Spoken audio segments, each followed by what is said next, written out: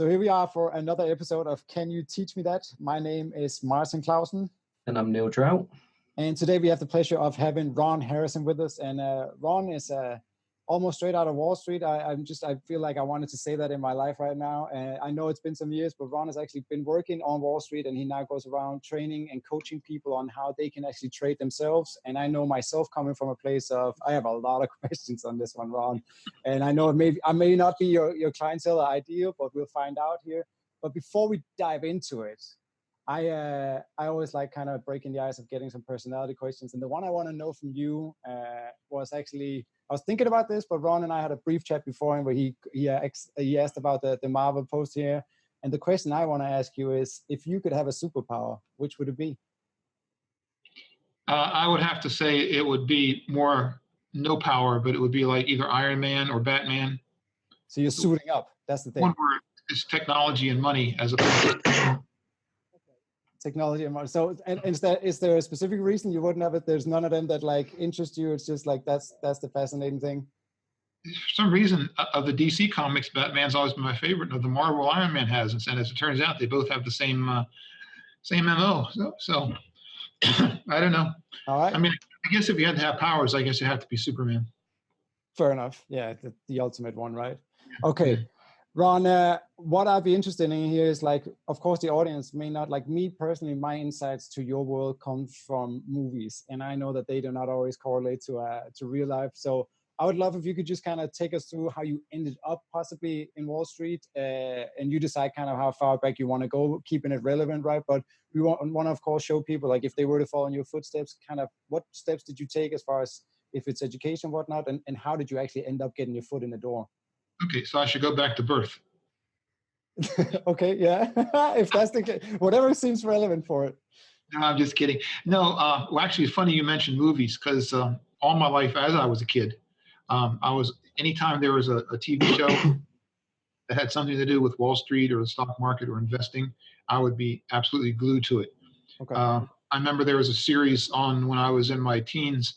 It was called The Persuaders, and it was actually Tony Curtis and Roger Moore, and most of it was filmed over in England, right, or there around there. And the Tony Curtis character was supposedly made his fortune on Wall Street, and of course Roger Moore was a lord; he just had his money. But anytime there was a movie, a show, whatever, I was glued to it. So I remember even as I was a much smaller kid, I would come home. I think you heard this on the podcast if you listened to it. I'd come home from school for lunch and be glued to the radio listening to the crop reports, which was like early commodity reports, early futures reports. So went through school, went to college, got a degree in electrical engineering, got out, worked my way up, ended up with my own company, designing circuit boards, building products. Eventually sold that, took the cash, hopped in the car, and I was in Utah at the time, hopped in the car and headed to Manhattan. So finally I said, enough of this doing anything else other than what I really want to do, which was Wall Street. So I headed to New York and got there. As it turns out, there was ad after ad after ad in the newspaper for stockbrokers. I mean, column after column. And so I applied, got hired, became a stockbroker, and that's how I got in. There's a long story after that, but I don't know how much of it you want. But no, so let me just guide you towards, like, so the first thing that kind of sprung to mind with what you were saying here is, like, when you say as a kid you were already kind of infatuated and watching these things, like, do you remember, like, I wouldn't say that's the norm, I'm not saying judging or saying anything, I didn't grow up with a lot of people, kids that was thinking that way. Like, what do you think it was, like, actually, like, was appealing to you in that sense, even at that age, that made you actually watch that? Like, I assume you watched this over like cartoons and whatnot. Not cartoons, but shows. But it always seemed like whoever they were depicting in the show, whatever, the people that involved in Wall Street type things were wealthy. They had money. So I guess at an early age, I thought that's where the money is. And I even remember, like, on the weekends when my dad would get the Sunday paper, and most kids would say, give me the comics. Well, I would take the financial section, and I would look at it. And I had no idea what I was looking at. I mean, it was just a bunch of numbers and graphs and things. But to me, I figured if I stare at this long enough, I'm going to figure it out.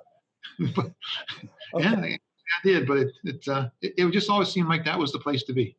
And do you remember, as far as your parents, like, how would they react to this? They thought I was crazy. Did they try to talk you out of it and saying this is like a pipe dream, or? No. But and you know, I figured they probably figured I was a kid. You know, just let him do what he wants to do. He'll grow out of it. But and you know, then I went to college for something totally different. So I guess, you know, big sigh And, of relief.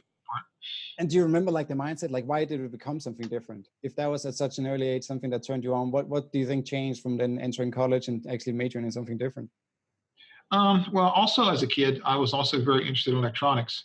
I would buy little kits building walkie-talkies and different Hmm. kind of radios, and I had my soldering iron and I have all the stuff, and I'd be putting stuff together and making it work. So I was always, you know, interested in that part of it, and that was you know, there's a school for that. You know, when you have to decide where you're going to go and do something, it's easy to go to school for that. There is no school for Wall Street. You Yeah. don't just you don't just go to, you know, some university and sign up for the Wall Street course. There is no such thing.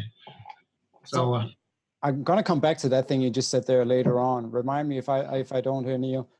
So as far as you say you go on and you start your own business, right? That was what you said. yes, electronics. Yep, circuit How? board design.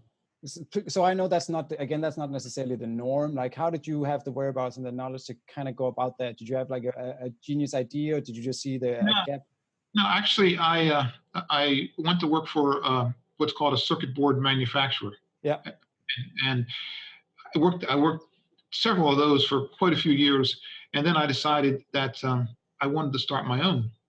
So the way I did it was I took one single process out of all of them, the easiest one to start, which was actually the circuit board design part, because that was at that point done by hand, and I started doing that, and then I would get the entire order from the customer. So I would do my part, and then I would farm out the other pieces. And then eventually I would bring another step in and another part in and another part in until eventually a couple years later, I had the whole thing in-house. So I had my full circuit board shop. And then at that point, I'm designing circuit boards for other people. Mm. I got the idea, well, why, you know, we have all this equipment, all this knowledge, we're doing this, why not design them for ourselves? So then we started developing add-on products for PCs and so on and so forth, building them ourselves and then marketing them and selling them. So it morphed, and then eventually after it got to that point, soon after that's where I sold it. And so up until you selling it, can you take us through kind of like did you just grow tired of it? This didn't have your passion in it, or what was kind of the reason to step away from that then? Someone made me an offer and I took it. It was actually, it wasn't even planned. Okay, fair enough. So from then on out, you then say, now you're back on the tracks, and like there's a specific moment where you go like, you know what, I'm going to give the stockbroker dream another shot. Like, do you remember if there's a specific? It wasn't another shot. This was the first shot. The first shot. So how did you get back on that? Like, do you remember that starting coming back to? Even when I had the electronics company, I'm still, you know, at that point, I'm trading my own money. You know, I'm buying and selling, dabbling in it. Let's say, you know, okay. I didn't know at all what I know now, but at that point, I was just a total novice. You know, buying this stock, hoping it goes up, crossing my fingers, that kind of thing. But I never left it. So okay. it was always in the background. So you kept kind of like secretly studying it as you were also kind of majoring in something else. All right. So take us through, if you don't mind, like maybe 24 hours leading up to the first time where you actually apply. Like, what's the process looking for to apply to Wall Street? That seems like such a generic, even like. Well, the funny thing is that what I finally realized was that in order to become a stockbroker, the only qualification really is you have to be alive. Okay. I mean, it really, in order to be a stockbroker, you have to have what's called a Series 7 license. That's enables you to legally get on the phone and talk to people, you know, and solicit and offer stocks and so on.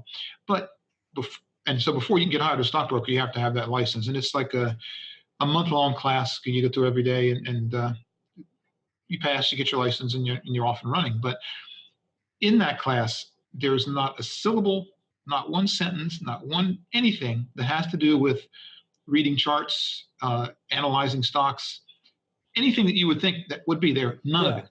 All it is what to say, what not to say, you know, all the legalities of it.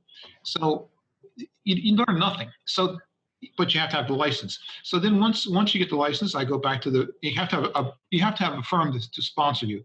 So I get my license, go back to the firm. Here we are. I passed. So then you become a glorified salesman. That's all you are. So I don't know if have you ever been called by like cold called by a broker trying to sell you something? I have personally not, Neil. I don't know if you have. Probably, but I tend to just ignore them anyway, so I don't Which know is what they say. a good choice. So spend all day long calling hundreds of people a day, 5 days a week. I always say the job as a stockbroker is to call people you don't know and try to sell them things they don't want. I mean, it's the worst job in the world. But when you call them up, these brokers will get on the phone with you if you stay there long enough, and they'll go through the whole spiel. Hi, Mr. Whatever, so-and-so. I have a great opportunity. I've done all this research. I've done this, blah, blah, blah, this and that. They go through the whole spiel as if they know what they're talking about. And in reality, they're reading it off a piece of paper. They have no idea what they're talking about. It's really like working at Walmart, and this week we got a big shipment of T-shirts in. So we want all our salespeople to push the T-shirts. Do whatever you got to do. Let's get these T-shirts out the door. Well, with these small brokerage firms, they will go out and buy up a bunch of stock, and then it's the broker's job to take that stock and push it to clients at a higher price, of course. And one of the other things that I quickly realized is that the price of this each week is a different stock. So they'll call you in. You have a brokers meeting and say, okay, guys, here's your call sheets. Here's what we're pushing this week. Hit the phones, start selling. So, and that's because they have, that product they need to move that week.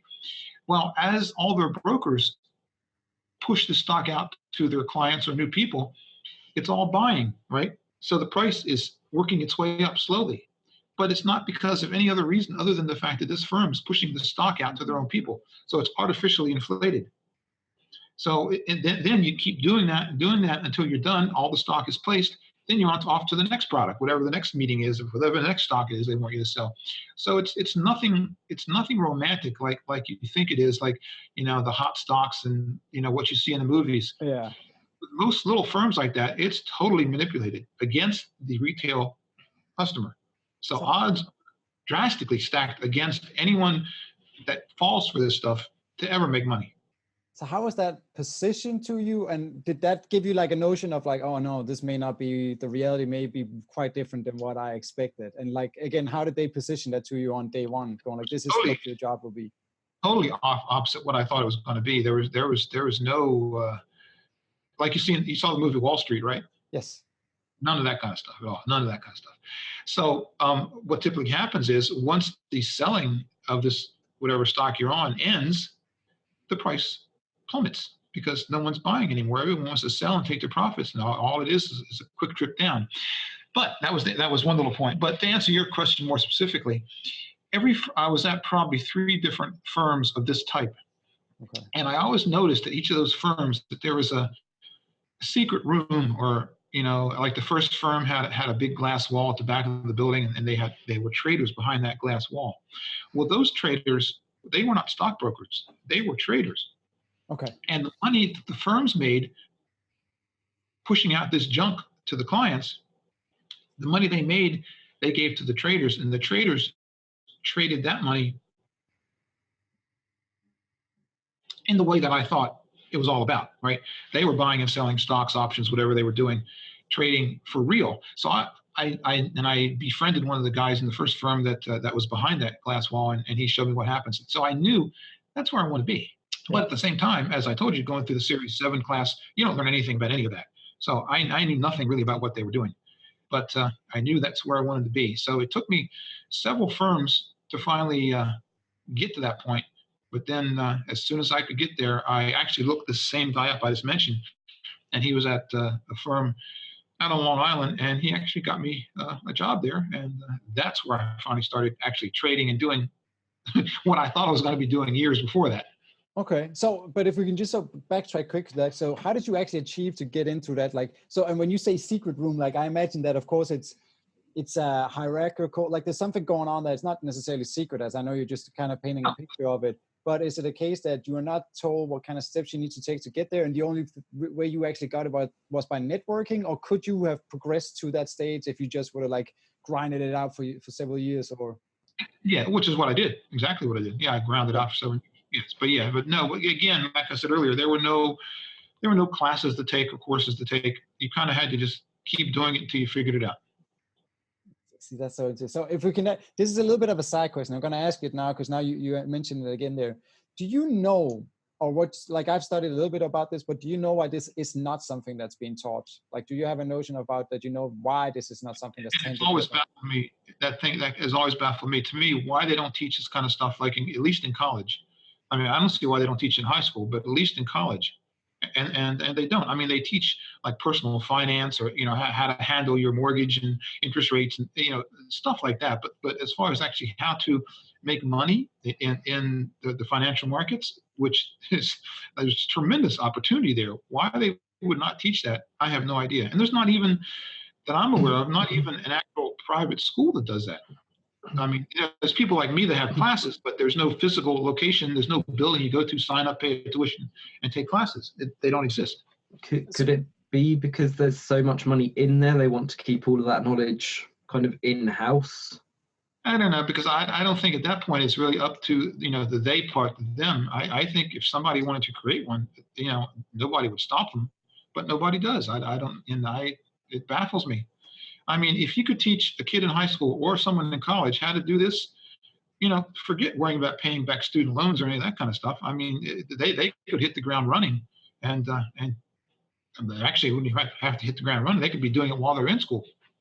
So is there some, like, who's losing then? Somebody's losing for that not to be happening. If it's a win-win situation for everybody involved, right? Like, there has to be somebody that, like Neil is saying there, that's kind of keeping that away from. I mean, maybe there's just not enough desire by the public to do it. I don't know.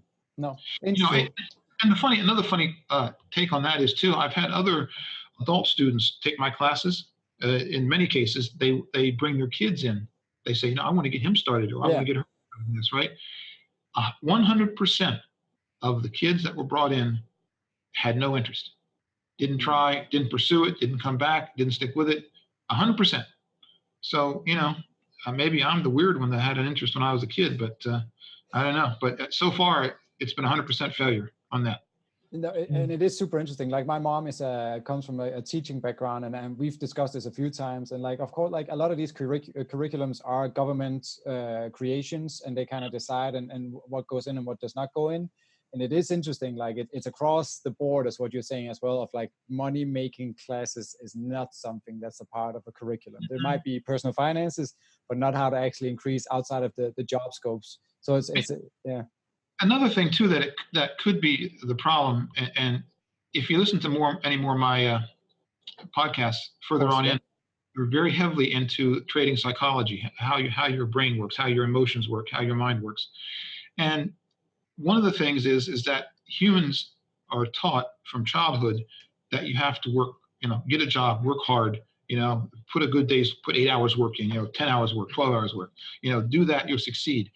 Well, with this business, it's not a work hard, it's a work smart. Mm-hmm. So, you don't work 8 hours a day. You would be in trouble if you tried to trade all day, every day. You would mess up, you would screw up. So you have to, I guess it's against human nature to learn how to do something where there's not that much to do. You know what I mean? I guess, kids, they get out of high school, they go to college, first thing they want to do is find a 9-to-5 job and, start working their way up the ladder the way they've been taught, the way everybody else has done it. So maybe it's just not something that is implanted in anyone's brain ever until you get older and realize that maybe I missed something here. I don't know. Yeah. I may be a little bit more of a pessimist on it, and I kind of feel could possibly be that the governments have lots of friends that are that own high-powered companies, and they need worker bees. They don't want they don't want competitors. They want worker bees to follow in. So keep churning out worker bees from the schools. Yep. No, it's the American dream, or whatever country you're in, but that's how it works. That's how industry works. That's how things get done, get built. Yeah. Work. That's almost a podcast in itself, right? To answer. I just wanted to see if you had something, so I appreciate your answer there. So to just get back on track here, because I think we can dive into that later. If you don't mind, like saying, like, so how many years, if you can just briefly answer, how many years before you actually then started what you would consider the real kind of job that you had imagined? And what did that look like in comparison? Like, what's the contrast to what you were doing before? Was it night and day as far as a job on a daily basis? Yeah, and it was 3 years almost, to be exact. Okay. And that's when I finally made it. And there's another I can't talk. Another interesting story if you want to fill in the middle. Please. So the last firm that I was at before I started actually trading was a firm that specialized in IPOs, initial public offerings, where companies go public, right? Yep. And this firm was that's what they did. They took companies public. So we were involved in one particular company. Actually, the company is called Pure Water, PUR Water. I think they're still around. And in these situations, when the company takes someone public, they have all the shares of the stock, right? There's no float anywhere else other than there. So when the company first goes public, it's that firm's job to get the shares placed with investors, buyers, clients, customers, whatever. So, and I remember before I told you how these firms manipulate the price of stock. Oh, this is no different. So in this case, they would take companies public. They would have all the brokers. I think this last firm I was with probably had close to 1,000 brokers. I mean, it was a massive, massive room. And of course, they start pushing this new issue out to all their clients. Prices keep rising because it's all buying up, up, up, up. It keeps going. And in my case, one day I had a call from one of my clients, a lady, and she wanted, I'm buying a house. I need to take some of my profits. Can we cash some of this in? I need the cash. I said, sure, no problem. So back in those days, you had to write the order up on paper. It didn't hit a button on a computer. And so I wrote up the sell order, took it to the window. My answer was, we're not taking sell orders right now. I said, what do you mean you're not taking sell orders? I said, we're not taking any sell orders. We'll tell you when you can sell. I said, well, I have someone that wants to sell. What do I tell her? Tell her whatever you got to tell her. Doesn't matter. Just we're not taking sell orders right now. And the reason was because that when a company goes public, there's what's called a lockup or lockdown period of time where the insiders can't unload their stock to benefit from the public. So this company and other companies at the same time, even though you're not allowed to do that, when they would take a company public, they would have a friend of theirs or somebody take a big chunk of stock, and hold it. So these guys wanted to make sure that before the public started selling, which could lower the price, that their guys got out first, which was really their own stock, just being held by somebody else. So and they couldn't do anything until the lockdown period was over. So we only had buying up until that was over. Then their guys got out first. Then the public could sell or our clients could sell if they wanted to. So I went back to the lady and I said, I'm sorry, but I can't. I was honest with her. I said, I can't turn a sell order. They won't take it. And I told her at that point I'd had enough. I mean, that was like the last straw of this, manipulation of retail investors. So I quit. I told her, I'm sorry, but do whatever you got to do, but I won't be here after this.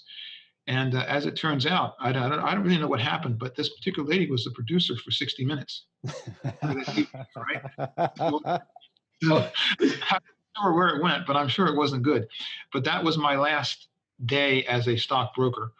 And at that point, that's when I got a hold of my friend and says, where are you now? Any way I can get in? And he got me a job. He got me an interview. And then I managed to talk my way in. And even then, I didn't know as much as I said I knew when I started doing it. But then once I got hired, I sat next to him and he's, watching him and his friend, I kind of learned the ropes and started figuring out what I was doing.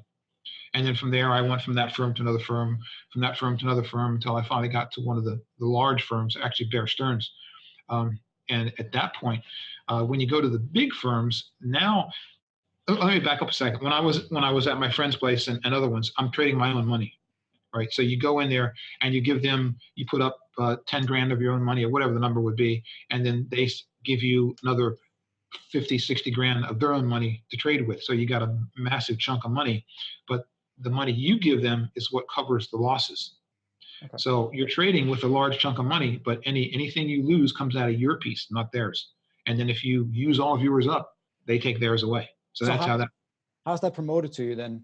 Like, do they go like kind of insinuating like you should be investing your own money, or is there could you kind of it's a leverage deal? You put up your money to cover any losses, but then you trade with their money a much greater amount than what you have of their money, and then you get to keep 60% of the profits, or 65% or whatever they offer.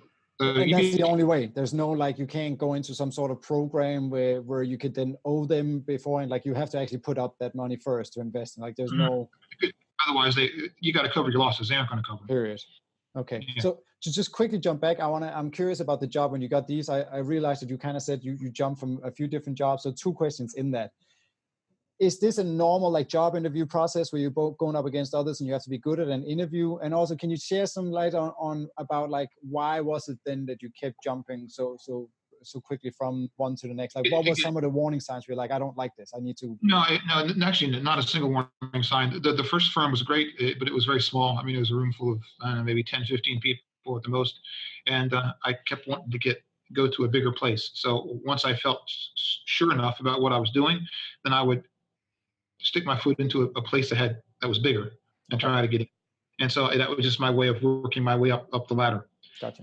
And until I got to the really big firm. And at that point, like I was going to say, then you're trading their money only. Forget none of yours at all. You're trading their money. You're working for the firm, trading their money. And before they let you do that, they put you through their own in-house school to train you to do exactly what they want you to do, nothing else. So it's not, you're not just free-form trading anymore. You're trading exactly how they want you to trade, which is a good thing because that's really where I learned the most. Did you know that going into it? Were you prepared for that? Like, did you already know that was on the horizon, or is that a case of like Ron stepping in the door and they go like, surprise? Yep. No, I knew exactly where I was heading. Yep.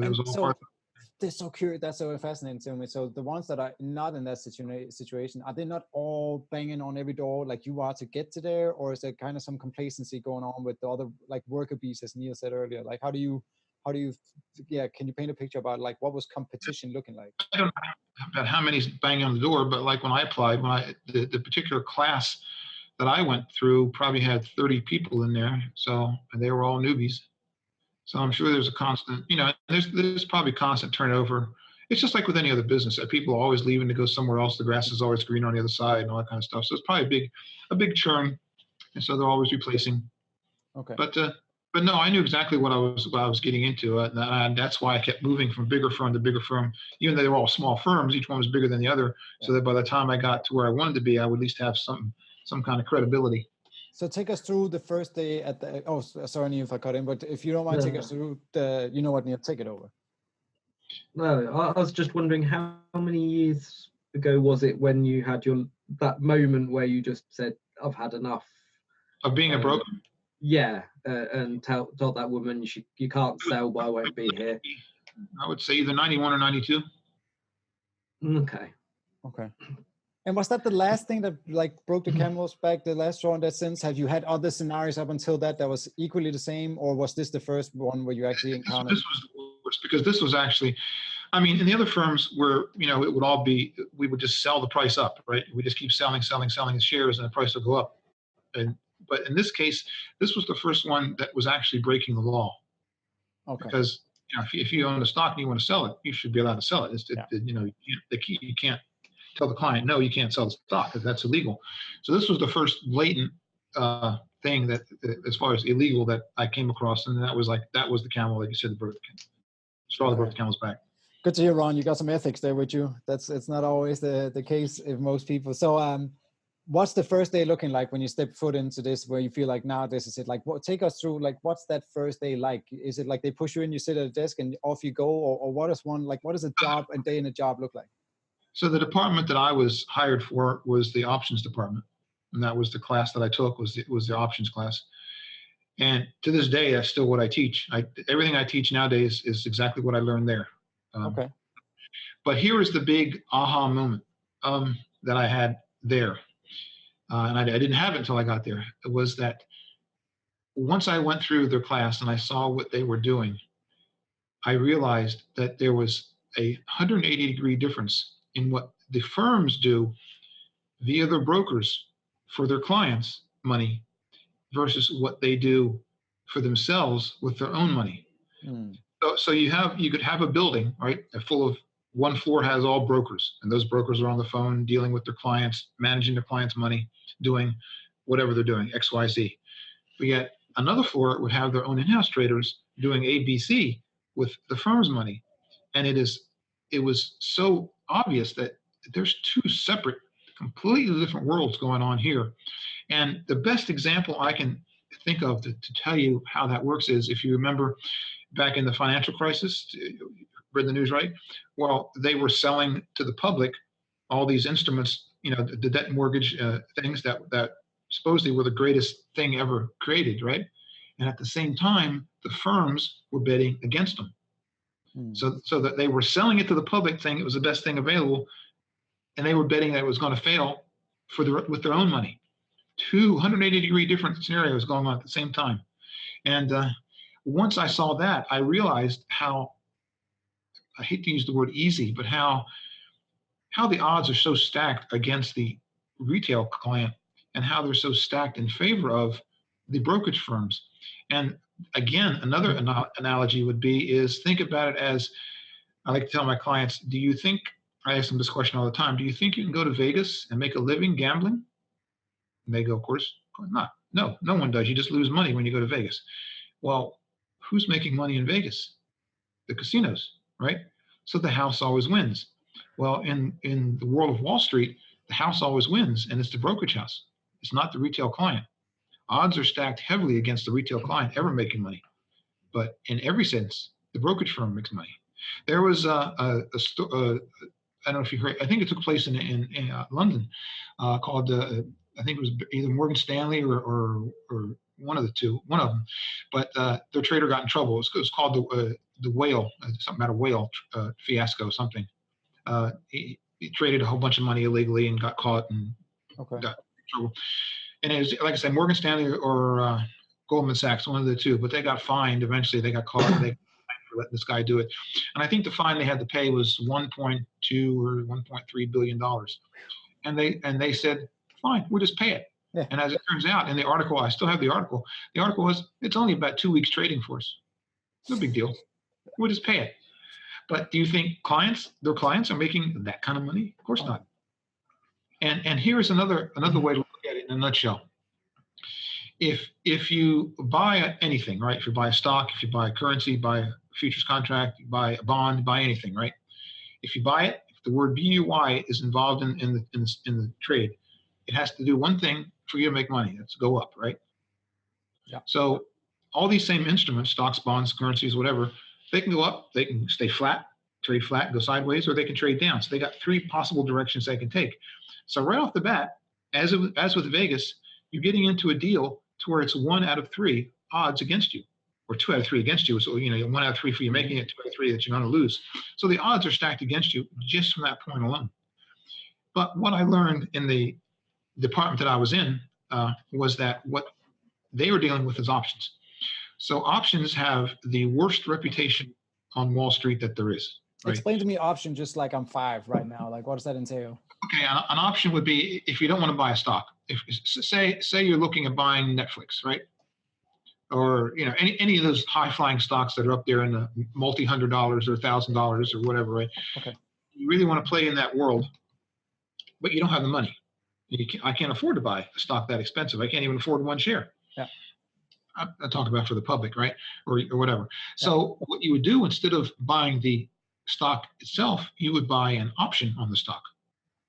So for instance, if you want to buy whatever stock it is, you can buy a call option, which gives you the right to buy 100 shares of that stock at a certain price for a certain period of time. And you don't ever have to actually buy it. But what the public thinks is, if they own that option, and this is how it should work, but it doesn't, and the stock goes up in price, then the option will also go up in price, right? And it would if you bought the right one. So what you get, your advantage is you can participate in the stock gains without having to put out all the money to buy this actual stock. So you can put out a little bit of money and still hope to participate in the future gains of the stock. But yes, go ahead. No, go ahead. Answer right. So I was just going to ask, like, are these then, do I decide how much I invest in that option, or do I get like levels to it where they go, this is as low as you can go on this option? And there's many options. Okay. Okay. And where it is that, let's say a stock is trading at $100. Yeah. Right. You can buy an option that has a strike price of $100. So you're exactly even with where the stock is trading, and you'll pay X number of dollars for that. and that's called at the money, ATM, at the money. Okay. Or you can buy options that are above where that price is, and they're called in the money. So there you have the right to buy the stock, but at a higher price. And then you have below, which is out of the money, which are worthless. They have no value to them at all, except for time value, which I haven't mentioned yet. All options are going to expire at a certain point. They don't go on forever like stock.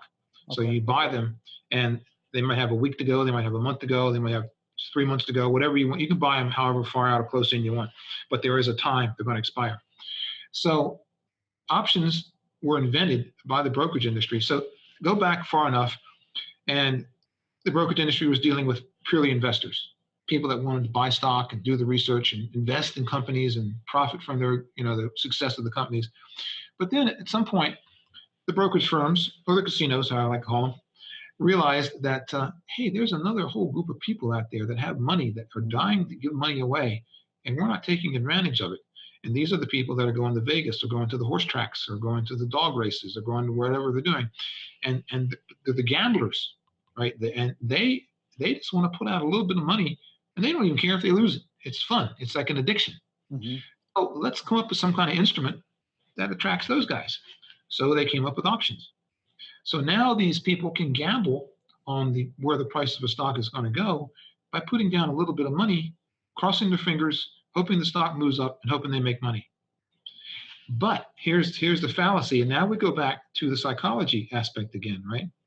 If you're a true investor, you don't mind spending more money. You might buy an option that's more expensive, because the higher up in rank that option gets, it's going to move 1 for 1 with the stock if you get high enough. And if you go low enough, then it's not. But as you go lower, they get cheaper. So the gamblers want to buy cheap, because they know they're probably going to lose anyway, or as in betting in Vegas, right? So they tend, because of their mentality of being a gambler, buy the cheap, worthless options.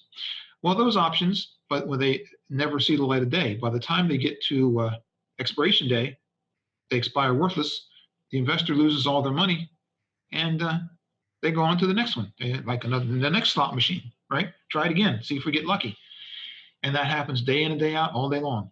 But at the same time, if you look it up online, as a matter of fact, you'll find that 90% of all money spent purchasing or buying options is lost by the purchaser, or the buyer, the investor, the gambler.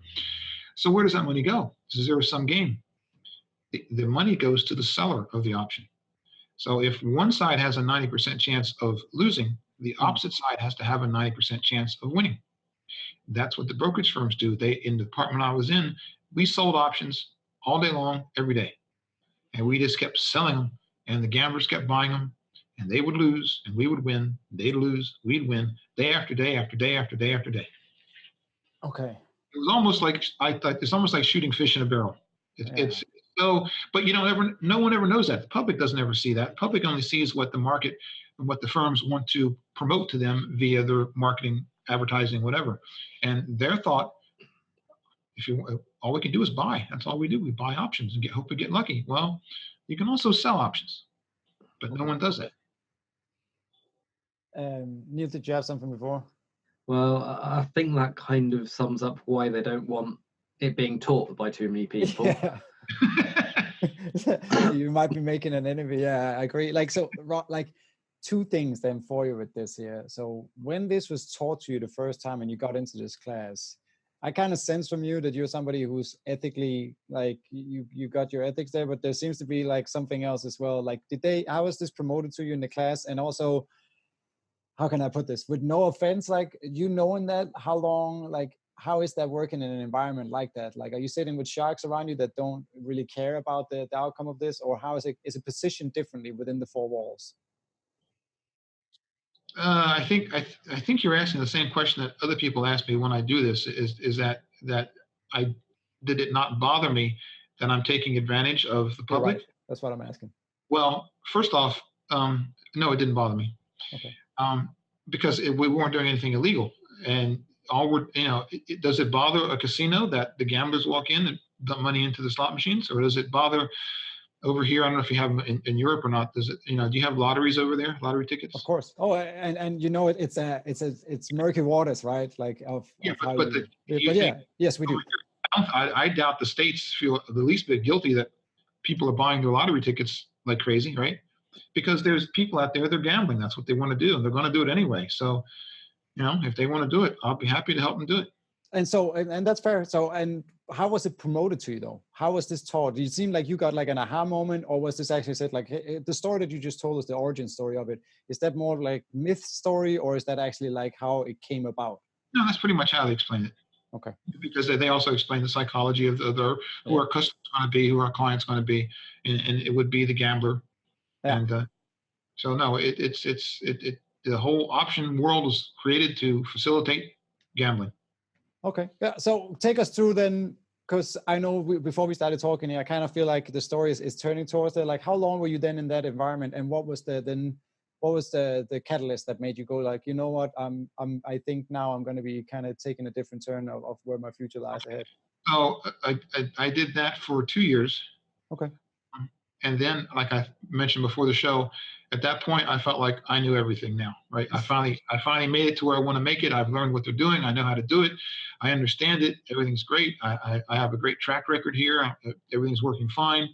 Why am I doing it here? Why don't I just do it with my own money?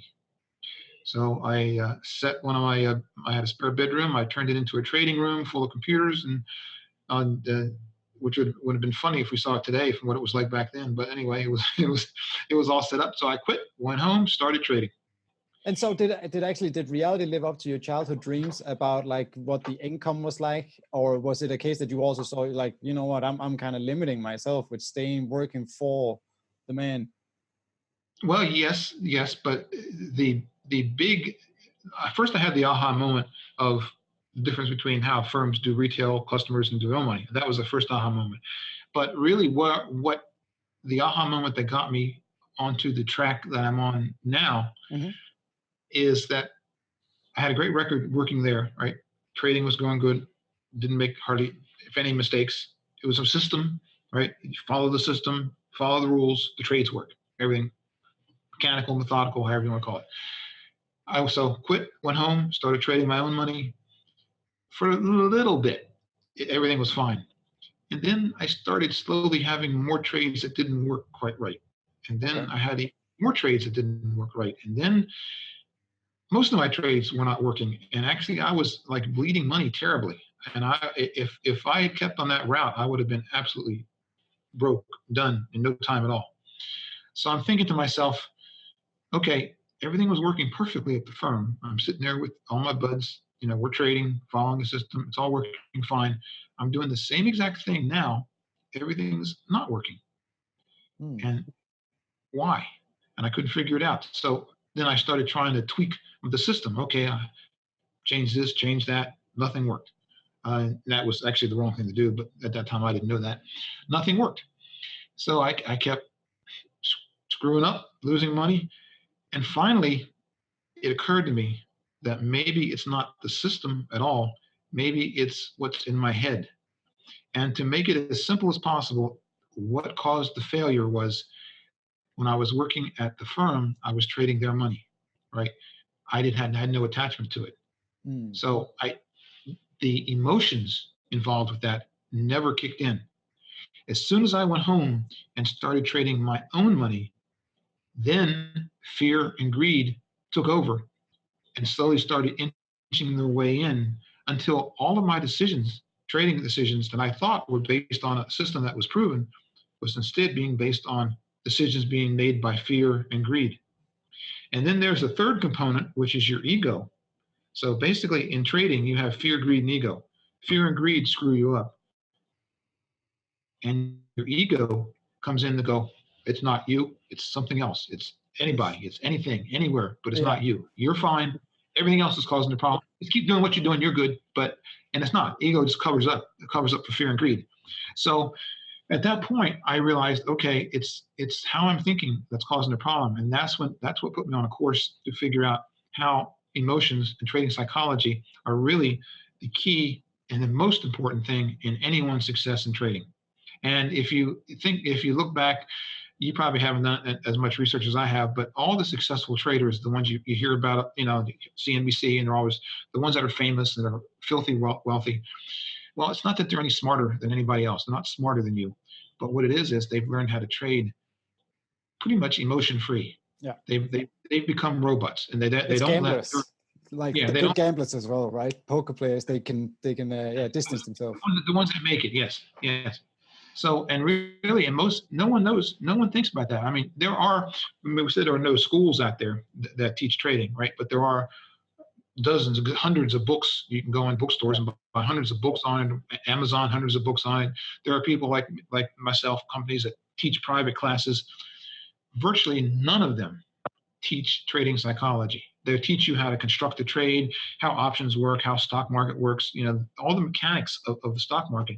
Never once do they mention what's going to happen when you start trading your own money and fear and greed kicks in and it totally screws you up. And there's another statistic out there, if you look it up, is that almost 90% of all beginning traders fail and give up. They don't make it past a certain point. They run out of money, they give up, they screw it, can't do it. And that is because that their emotions screw them up and they don't know what to do about it. They don't even know what's happening at the same time because of ego.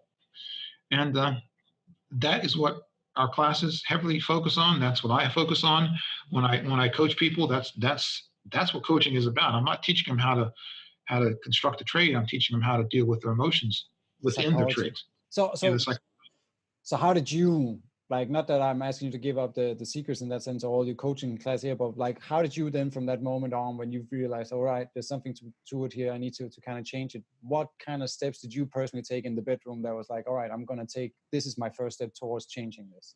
I started buying every book I could find on the subject, which I think at the time was 3. Yeah. Okay. Yeah. I read them back to back over and over again. And then I just went back. At that point I had to go back. I had to start trading very, very small, again, to help offset the effects of fear and greed. So I had to go back and take baby steps and try to follow what's in the book. And slowly but surely things started working. And the rest is history. And so when you say slow and surely, do you remember yourself and I know your results, everybody's results will actually vary in this, but how long was it actually till you started seeing an incremental change there? Like we're talking days, weeks, months? No, almost immediately. But okay. Like I said, the profits weren't there anymore because I was trading so small.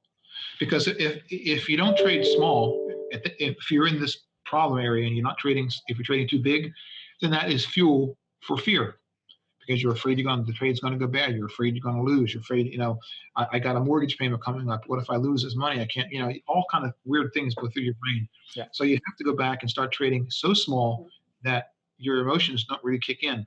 And then you gradually start increasing the size of your trade slowly.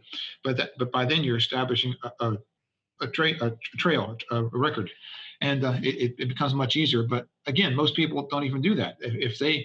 If I told them, with people that take my classes, for instance, that I coach, I'll point out to them, I would say, okay, that decision was made based on greed, or that decision was made based on, and let's go back, let's shrink, let's go back and get small again and start working right through it. Right away, they're back to trading. Okay, I know what you mean. I got it. They go back to trading big, flip right back into it. And I always tell whoever I'm working with that being a trader and dealing with your emotions is like being an alcoholic and having a job as a bartender. I mean, it is going to be so hard to constantly keep your emotions in check and not let them affect your trades.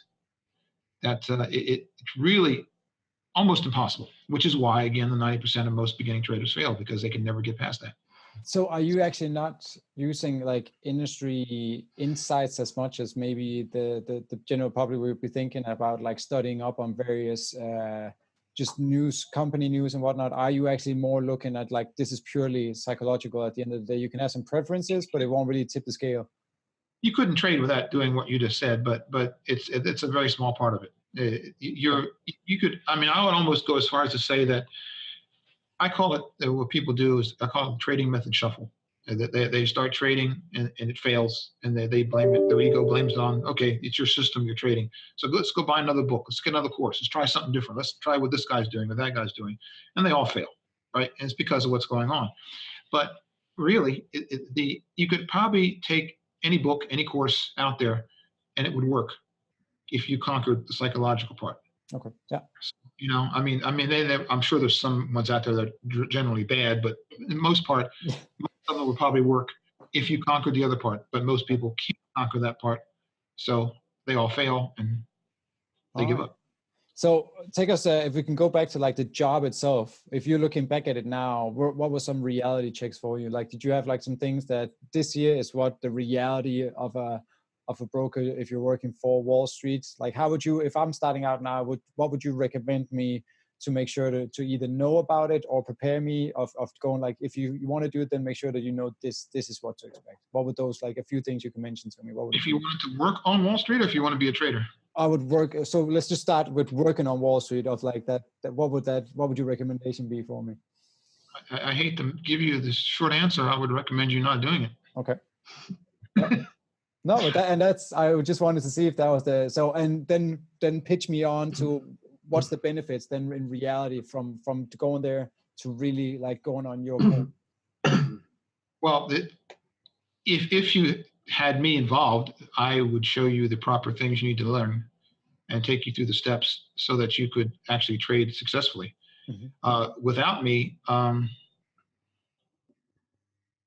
that would be a tougher question, because again, there's nothing out there that you're going to learn that's going to prepare you for the fear and the greed part that's going to kick in. You asked me before about doing all the work involved in researching the companies and doing all that kind of stuff, and that part really is overblown. You need to learn technical analysis, and there are books on that, there are courses on that, but the premise behind that is that there's nothing out there about any company that you can dig up and find out and learn that's not already built in to the price of the stock at any particular moment. So every piece of information that's known is already built in. So you're not going to dig up something that no one else knows. And if you do, it's called insider trading, and you don't do that anyway. Yeah. But if you learn technical analysis, which is fascinating, I love it. That's all you really need to know. That, and if you understand the psychology behind the trading. But to expand on that one too, you have to conquer your own psychology, your own emotions. Mm-hmm. But at the same time, you have to understand that there are actually 3 areas of emotions out there in play. Yours, which is going to screw you up if you don't get them in check. But at the same time, you have to understand the mentality of your client, your customer. In our case, it's the gambler, because we're selling worthless options to gamblers so they can bet on something that's probably never going to happen. But then there's also the mass market psychology, which is how the psychology of everyone through all over the globe, the entire market as a whole, is working. So think of that. A good example is there are so many days, especially over the last few years, where one day the market will be up 300 points. Next day it'll be down 400 points. Next day it's up 200 points. Next day it's down, right? Well, the fundamentals of the companies that comprise of the stock market, right? They aren't changing, right? I mean, they aren't failing one day and succeeding the next day, and products are going bad one day, and they're steady. They're steady through all this. So what's causing the market to go up and go down, and go back up and go down, is the psychology aspect of the mass market. And think of it as a herd of sheep. You're in Ireland. There's probably plenty of fields there with sheep in them, right? Well, one goes one way, they all go that way, right? They don't know why they're going that way, but the one did, so we're going with them. And then they get to a certain point, they turn around, they head the other way. They all go with them, right? No reason, who knows why. We're just following along. Herd of sheep, that's what we do. And that's what the stock market is. It's totally emotionally driven. Yeah. Well, I think there's a very good example at the moment, isn't there, with Tesla and Elon Musk. Did you see his truck? Yeah, I did. Was it about 780 million? The shares the value of his company's dropped. Yeah. For that.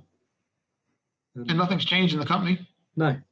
And the company's still got the same amount of money. They've still got the same everything. Nothing's changed. No. Nothing's changed. But people are going, oh, it's a massive failure for him. Look at how much he's lost. Well, he hasn't actually lost anything. Yeah, right. No, I agree. It's and the you can investors. find over many companies, or all of them as a whole.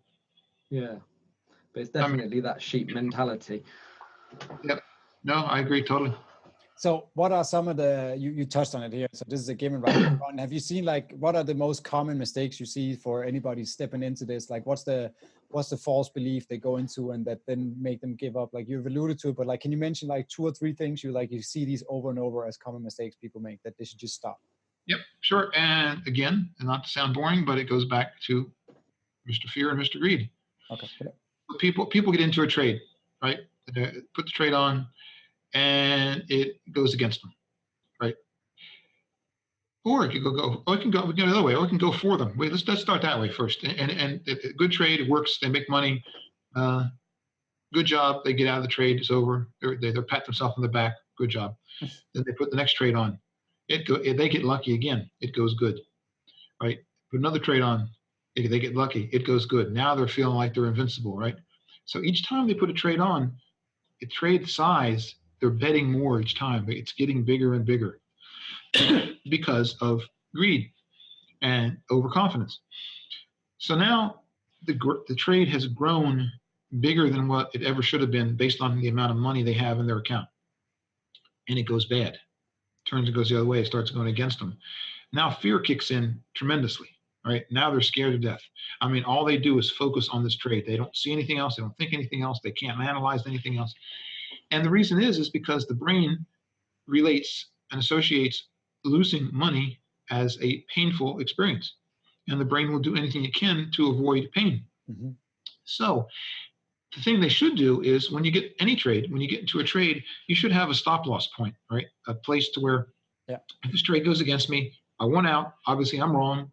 Just want to get out, take my little loss, go into the next trade, right? Because another factor of trading is you got to believe in probabilities, as Vegas does. The majority of the trades you put on, if you do it right, follow a system, are going to be winners, and you're going to have losers. You can't let the losers take you down. But emotionally, fear kicks in. They don't put the stop loss order in, or they decide to, I'll adjust it a bit, because ultimately the thought goes through their mind that I'll just wait a while. It'll come back. I know it will, right? And it doesn't. And the loss gets bigger. And if they couldn't take the loss to begin with when it was smaller, now it's bigger. They surely can't take it now. So now they're going to really have to hold on. And they just keep doing that until down and down it goes. And now they have a catastrophic loss to it. They've lost a ton of money. And now they are totally screwed up in their head. So they didn't follow the system. They didn't have their stops in place. They traded too big because of greed. They didn't get out when they should have because of fear.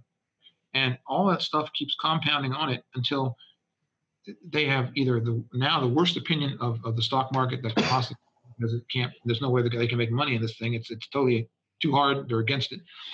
And they usually give up. Yeah. So, and almost every trader that I've seen beginning wise, that's where they go. I mean, they read a book, they take a course, they do it, they try to do it, and then emotions kick in, self-fulfilling prophecy. What are the choices that their emotions cause them to make end up causing whatever they were afraid of to actually come true. And it's so interesting. Like we that applies to so many things, right? We sit in entrepreneurship here, and you do your courses and training, and that's also the criteria for a lot of the things that we see of anybody starting out a online store, funnels, whatever it is, that people give up, where they don't know, like patience is the virtue you're missing here, and knowledge seeking, like then you would eventually succeed, but you prematurely give up.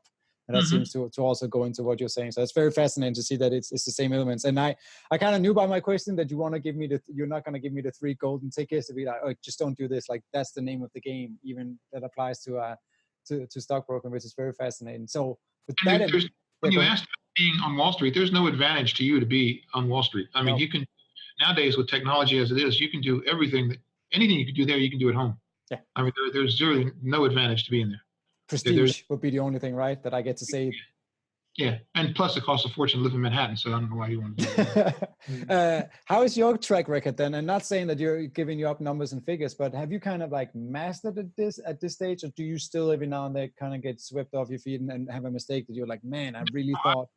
I would say at this point it's pretty mechanical. Okay.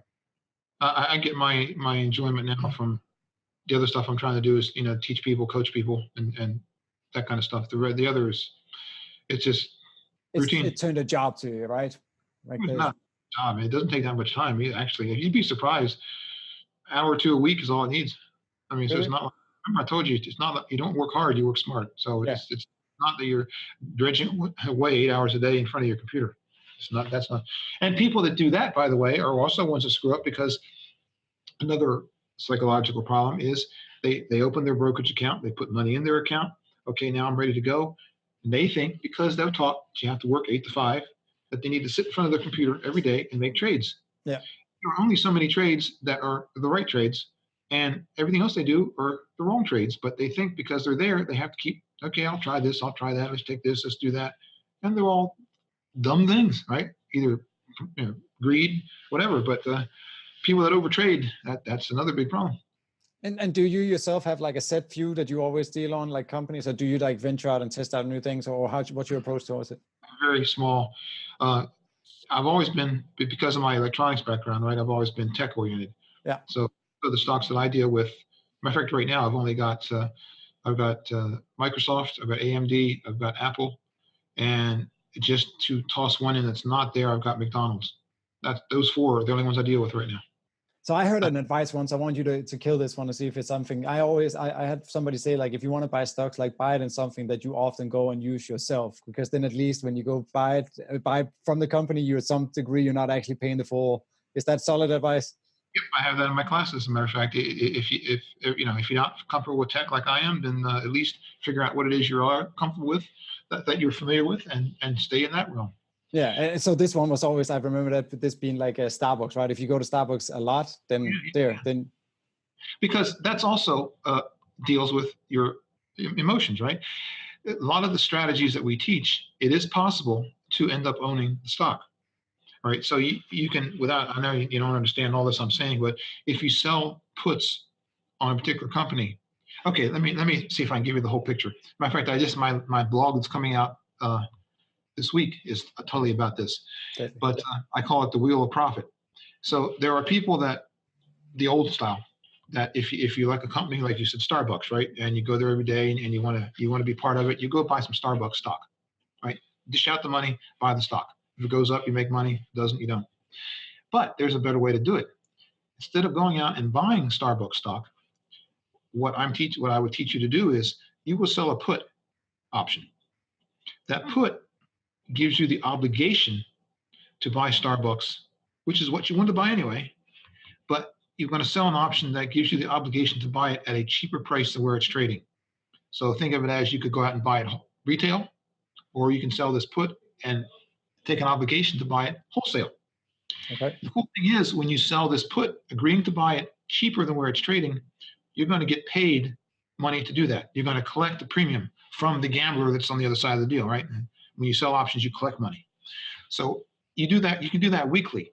So each week you can collect money, agreeing to buy Starbucks at a price cheaper than where it's trading. And you haven't bought Starbucks yet, but you're collecting money each week, just agreeing to do what it is you wanted to do anyway. And then possibly, if Starbucks took a dip down a few bucks, you end up owning the stock at that lower price. But that's what you wanted to buy it anyway, right? So now, as soon as you end up owning the stock, the next thing you do is start selling calls, which gives you the right to sell to somebody at a higher price. Okay. You get money for that too. So now each week you're collecting money, agreeing to sell the stock at a price higher than where you bought it. So you see, you have weekly cash flow, getting into it and getting out of it. So somebody paid you money on a weekly basis until the actual event happened. So you got paid every week for doing something that you wanted to do anyway. And now that you have the stock, somebody's paying you every week to sell it at a higher price and give you a profit, right? So that itself is one very good strategy. But that's why what you're saying is, if you're going to do this on a stock, do it on one that you understand and you wouldn't mind owning. Because if you did it on a company you know nothing about, that you don't have any idea about, and you ended up owning it, oh my God, I don't know anything. I mean, now I own it. Now what do I do? You know, so it would mess you up there.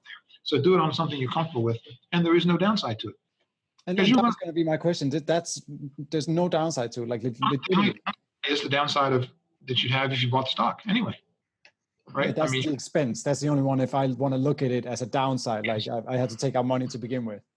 If you bought the stock outright, right, your downside is what you paid for the stock, correct? But in this case, you have a cost basis. So every week that you collect the premium, that's going against your cost basis. That's lowering your cost basis each week. So even at some point that you actually did own the stock, you really got to subtract all the premium you collected in the weeks prior, and then subtract that from the price you paid for the stock. So your cost basis is actually starting out much lower than where you would have been if you bought it retail. And then as you start selling calls against it, you're lowering it even more. So you're actually decreasing your risk far beyond what it would be if you just actually bought the stock. And you still got the stock you wanted to buy anyway. So that's smarter ways to deal with stock as opposed to just doing the old-fashioned way. Say, I like it, I'm buying. And are these trading secret, or are they just little known facts that people, for some reason or another, the penny doesn't drop for them? Or can you find like YouTube videos or whatever also saying exactly what you said there? You know what to look for, yeah. Oh, it's there, sure. Okay. But believe it or not, it's a baffling thing that's not there, but people, I guess, either one, don't know that it's there to look for it, or don't understand it, or they just, I just want to go buy the stock. That's all, Yeah. My dad did it, and I'm going to do it, Who knows? Yeah. Well, I think, as you said, that you've got the one floor of the companies that are doing the getting people to buy options, and then the other floor of it that's selling options within the company. So they're keeping all the good stuff. Yep. Okay. Exactly. So take us into you've touched on it now. Like, how did you then begin the journey of actually coaching this and walking away from actually doing it? So, like I mentioned to you again earlier, 2008, everybody was losing their life savings, for, retail wise, people, and that was because that all those IRAs and retirement accounts were being managed by so-called professionals that had no idea what they were doing, really. But down they went. And so I had this one friend that I was talking to one night, and I showed him what I was doing. I said, I'm not losing anything. And actually, if I can throw something in real quick there. Yeah, do. When you sell options, it's based, the price that you sell them for, the price that they're selling for, is based on volatility. The higher the volatility, the higher the premium on the options that you're selling. So you collect more money. And the volatility is a direct result of fear in the markets, the mass market fear. So in 2008, I was still doing the thing I was always doing, selling options. But in 2008, when the market was tanking the way it did, volatility was through the roof. So the prices of the options I was selling were through the roof. I mean, it was ridiculous. So it was a great year, actually. So anyway, so I'm showing my friend, what I'm doing, and he couldn't believe it. He goes, well, can you show me how you do this? So I did, and he actually started doing it. Eventually, not right away, but eventually. But then he wanted to show his friends, and he couldn't quite explain to his friends. So he had his friends come over one night to his house, and I came over and I did it again. And then that day they want to tell their friends, and then we had the bigger group, and then they, somebody, I'm sure at some point said, well, can you kind of put some of this in writing or something? Give us something that we can, So I said, okay. So I did that, and eventually it evolved into an actual course. And I think at that point I was teaching it over a 12-week period, 2 hours a night, one night a week. And then eventually I brought that together, and then now I teach them over 3 days, Friday, Saturday, and Sunday, 8 hours a day. Same 24 hours, but it's just condensed. But and that was just on options, and now I do it on futures, and I do it on commodities, forex, stocks, anything. So there's technical analysis class, a lot of different things. It's evolved all the way out, but that's how it started. Just teaching a friend, and then his friends, and then the friends of his friends, and it get bigger, and then it just happened. Yeah, and that's the interesting part. Like, one thing you made me think of there is, like, in these kind of like down times where, again, like financial crisis and this, I'm always reminded of like it is what you make it. Like, somebody is definitely earning money as that is happening. Like, we're not all losing money. They're going somewhere, the money that you're dropping down. keep in mind it's a zero-sum game. So the money is flowing somewhere. It's like a river or a stream, right? Yes. Money is flowing, and it's flowing from the gamblers, from the unknowledgeable, from the beginners, and it's flowing to the knowledgeable or the professionals or the house or whatever you want to look at it. So all you have to do is figure out where it's going to and go there and be on that side of the deal. That's all you got to do. It's not rocket science. And I think the analogy that I like around that was like when the Titanic sunk, I think there's like a fable going on that there were people that would be investing in lifeboats and making fortunes off of that, of misery of others, right? And finding, seeing an opportunity in what's actually happening there. It's like somebody is making bank on it. Yep. So do you find great enjoyment now with the whole training and coaching of doing this? Has it given you a kind of a new lifeblood as far as like what you're doing and enjoying teaching it out? And does it keep you hungry then to, like, as you said, Forex and all these other things of keeping yourself involved in learning? Yes, but I love teaching people how to do this. I mean, I really do. It's to me, it's far more satisfaction than actually doing it for myself. And is it the success stories that you're able to create for other people that may not that may have felt like this is a losing man's game? Say it again. Is it more like enjoyment of creating success stories from people that may have thought prior? Like, what kind of customers do you get? Is it like the ones that thought they'd given up and you kind of reel them back in and going like, you need to look at it this way? That, and or people that just have always had a curiosity but never knew how to do it and wanted to do it. Okay. Actually, like one of my best students is a lady. And actually, funny thing is, she's the wife of the guy that I told originally. Right, how it started. But he jumped forward about a year, and he kept coming back. And once I actually started doing those once a week classes, right, he was like a groupie. He couldn't stay away. Every whatever I did, he wanted to be there. So he would be coming every week, and I hate to say it, he didn't totally get it. Okay. I mean, I guess it was. I mean, I don't want to say anything rude about him, but he didn't. He struggled with it, just comprehending it. But he trades, he does it, but he just didn't really get far into it. But he kept telling his wife come on, honey, go to one of these meetings with me. It's a nice bunch of people. You meet them all. Just come. She said, no, I don't want anything to do with it. I don't want anything to do with it. You do this, your thing. You do it. Finally, she came. And the first night, she just got her eyes got big, and she got so excited.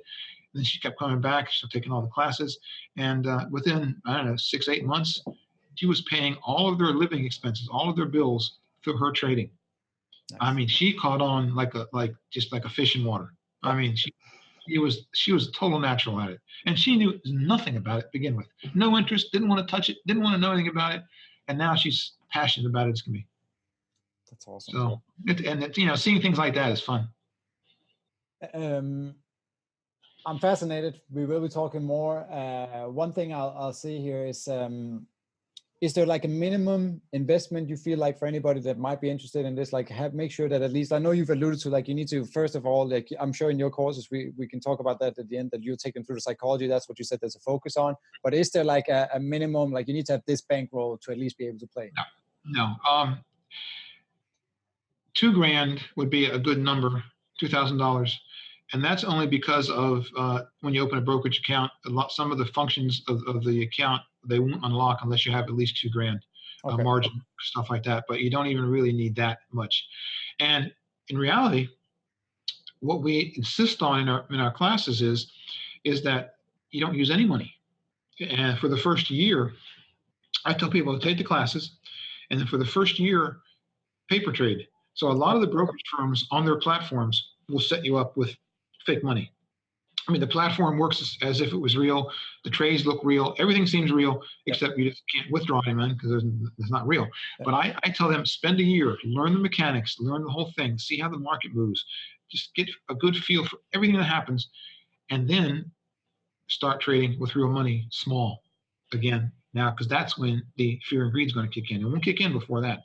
But at least learn all the technical aspects, all the mechanics of it, before you ever deal with your emotions. If you try to do it all at once, it's just too much. And then after you finish paper trading, then start live trading, then start dealing with your emotions, but at least the other part's out of the way at that, So you don't really need any to start. Okay. And so you coach people, you said Monday, what was the days and like, what's the duration of it? And this is all you have to physically attend, yeah? Okay, well, the coaching, I mean, really the ecosystem that we have now in place is that we have a group, let's say, if you sign up for it, and it's very cheap, we will I give them all of the trades I make. Say, here's what I'm doing today. I'm making this trade. If you want to follow along with it, do it exactly what I'm doing. If I have to adjust the trade, I tell them when I do it, here's what I did today. I closed it today, whatever the case may be. If they call, I give them every little thing I do. Plus, once a week for 1 hour, we meet via webinar and we go over the trades. I coach them, any questions they want to ask. So it's like a 1 hour group coaching session every week. I give them a 1/2 hour private coaching session each month. And then plus, I give them a market review at the end of the week, email it to them, it's a video. I give them a newsletter, but I give them enough stuff that it's not like constant hand-holding and constant support. Again, if you're an alcoholic, right, they go to AA meetings, for support. Well, I try to be there for support, and at least once a week in that webinar, if I can tell somebody's kind of like drifting off and trading too big or doing something that I can see that's connected to an emotional response, then I can maybe stop them at that point and say, pull back. So that's more what I do there as opposed to the classes. So people take the classes, they get the foundation, but then on a continuing basis, we stick together as a group. I like that. Ron, I want to tie it slowly up together now. I think I want you down the line as we go on to this journey here. We're probably getting you back on a bit more focused one where me and Neil have studied as well, and we've gotten some more questions. But is there a question now that I haven't asked you or Neil haven't asked you that you would like to answer, that you feel like that would be valuable to talk about? A question I have? So a question we haven't asked that you would like to answer. No, I think you've covered everything from the beginning to up to now. No, you've done a great job. Thank you. So here at the end, Neil, I know you. You got something. Okay. I'm going to put a little caveat on this one. So it would be, if you're on a desert island, what 3 items would you take? However, none of them can be related to stock trading. Or none of them can give you the ability to do your trading. So like no laptops or tablets or anything like that. So can I say a canoe? Yeah. You can. I love that. Get off that island. Awesome. Ron, tell people where they can find you, how they can reach out to you, how they can get in contact with you. We will also link this all and everywhere, but I want to give you the option to also just call it out here and see if there's anything we would miss. Okay, it's pretty simple. It's tradersacademy.org. So tradersacademy.org. Go there. You'll find the whole system, the ecosystem I was telling you about. Like I say, the cost is minimal. It's $49 a month. So, I mean, it's nothing. Really. Awesome. Yeah. So go there and you can see everything we do, and it'll lead you right through it. That's really. But then you're selling yourself short now, which you're very modest. Like I know you said you have the blog as well. You have a podcast. Okay. Yeah. See, that's why you're here. That's why you get the big bucks. Yeah. So once a week I have a podcast every Saturday on Blog Talk Radio called The Other Side of Wall Street. I also have my podcast there. I have blogs on my website, theothersideofwallstreet.org. Mm-hmm. I do, what else do I do every week? So then we have webinars, but that's part of the deal, which I just mentioned before. Yeah. But now I'm on YouTube channel, The Other Side of Wall Street, or Traders Academy, either one, 2 YouTube channels. You can find all the stuff there too. Are you on LinkedIn? No, LinkedIn, no. No, none of the social medias other than YouTube? Facebook, but I'm not thrilled with it. Okay. But anyways, there's enough ways there to get a hold of you. And there's an email also on the website if you want to get a hold of Ron. Yeah, call that out. Oh, it'd be Ron at theothersideofwallstreet.com. Perfect. Ron, thank you so much for taking the time out for doing this. This is very informative. There'll be some follow-up questions. I need to kind of like digest this, and I'm sure that some of my friends that'll be listening in on will do the same, and I'll kind of collect all the questions and hit you with some of them, and then we'll see. We'll get you back in the future. Cool. Can't wait. All right. Thank you so much. Okay. Bye. Thanks for joining us.